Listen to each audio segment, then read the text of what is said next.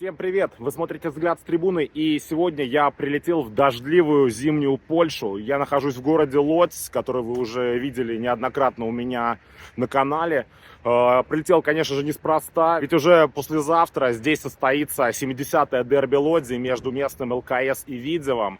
Я был на домашней игре Видзева пару лет назад. Łódzki, Widzew!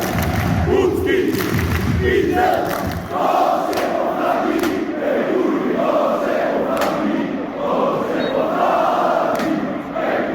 I jeszcze raz przypominam, że od pana Немало флагов, баннеров сожгли. Красиво, красиво выступили. licznie w tym raz w kierunku boiska innych sektorów.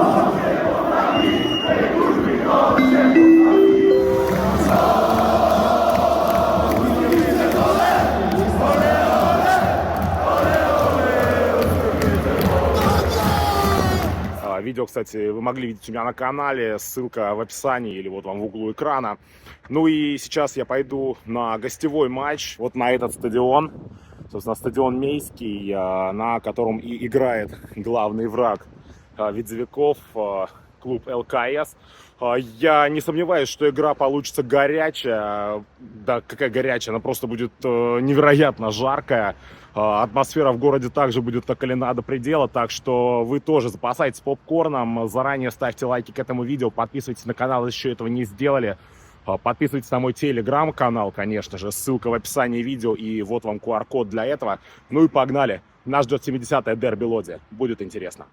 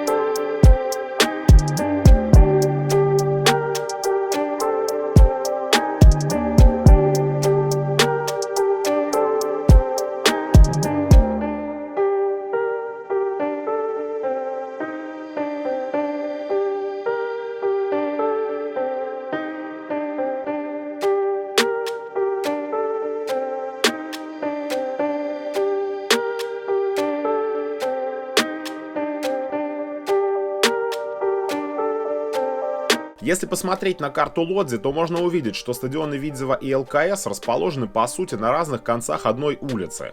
Так что у фанатов обеих сторон не возникает вопросов, откуда начинать проход в дни гостевых дерби. За 4,5 часа до матча фаны Видзева, сопровождаемые внушительным количеством полицейских, выдвинулись в двухчасовой проход от своего стадиона до арены ЛКС. На эту игру Видзеву было выделено всего 900 билетов при вместимости гостевого сектора в 1000 человек. Более того, руководство ЛКС приняло максимально странное решение – не продавать билеты на остальную часть заворотки, тем самым лишив свою команду дополнительных 2-3 тысяч болельщиков. Хотя, скорее всего, они просто прекрасно понимали, что такое количество билетов никто и никогда не выкупит, а перекрытые сектора смотрятся не так постыдно, как зияющие дыры на главном матче сезона. Фанаты же Видзева, в свою очередь, воспользовались тем, что тикеты на стадион до последнего момента находились в свободной продаже и выкупили еще пару сотен билетов в надежде прохода по ним на гостевой сектор, что в итоге без проблем удалось совершить. Ну и коротко об атмосфере, в которой приходится идти.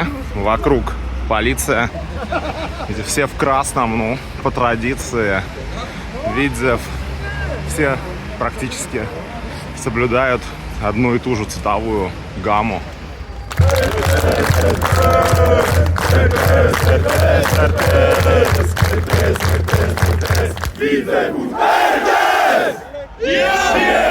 Widzę mistrz Polski dla mnie jest! Jeszcze raz śpiewam wam! Widzę mistrzem jest! Tam przyjaciół kilku mam! Ona niebadziełka jest! Jebać! Niebadziełka jest! Jebać! Niebadziełka jest! Удивительно, но проход прошел максимально спокойно. Бодренько пошизив в самом центре города, за 2,5 часа до матча мы уже были в отстойнике у входа на гостевой сектор. Что максимально странно, так это то, что не было никаких провокаций со стороны полиции, а также никаких попыток накрыва со стороны ЛКС. Ну и все, 2 часа пути от стадиона Видзева, и мы около арены ЛКС. До игры еще 2,5 часа. Будем ждать матча.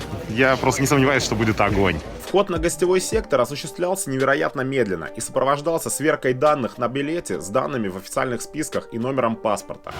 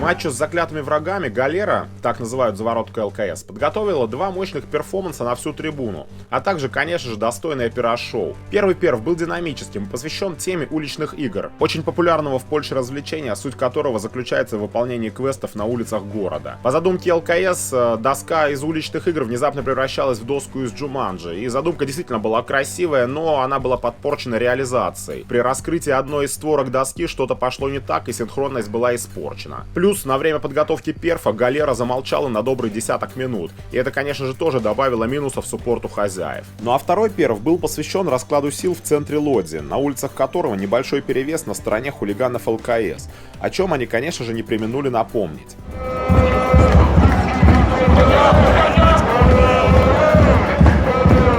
В отличие от хозяев, фаны Видзева провели матч безупречно. Здесь был и бодрейший суппорт на протяжении всех 100 минут матча, и перф со словами «Мы разожжем новый огонь», и несколько волн отличнейшего пиар-шоу. Чистейший кайф.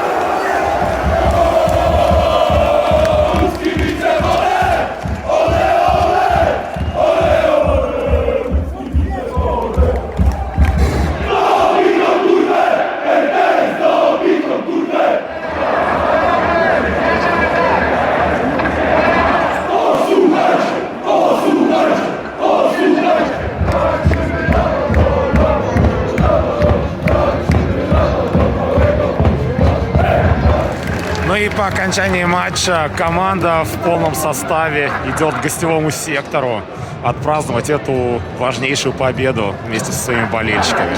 Красота!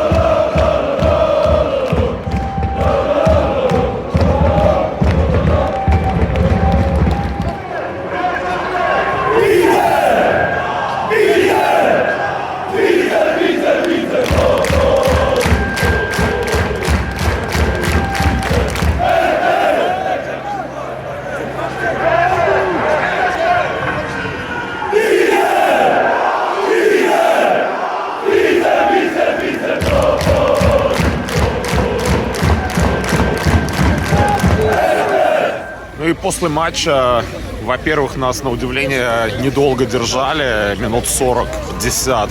Ну и во-вторых, на удивление абсолютно всех пришедших на этот стадион, нам организовали автобусы, чтобы все спокойно и безопасно доехали до стадиона Видзева.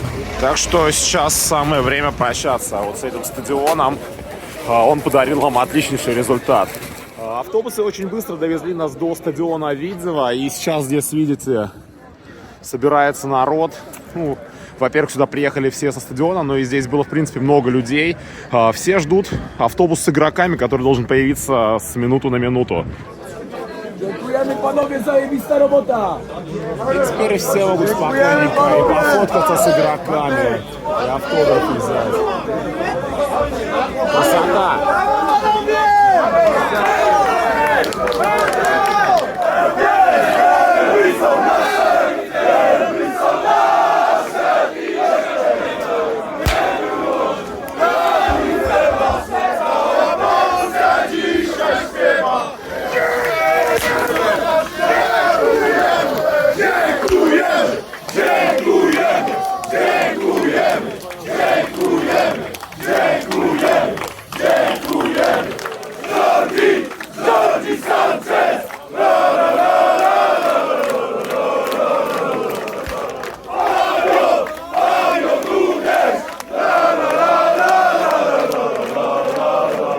Огонь! Просто огнище!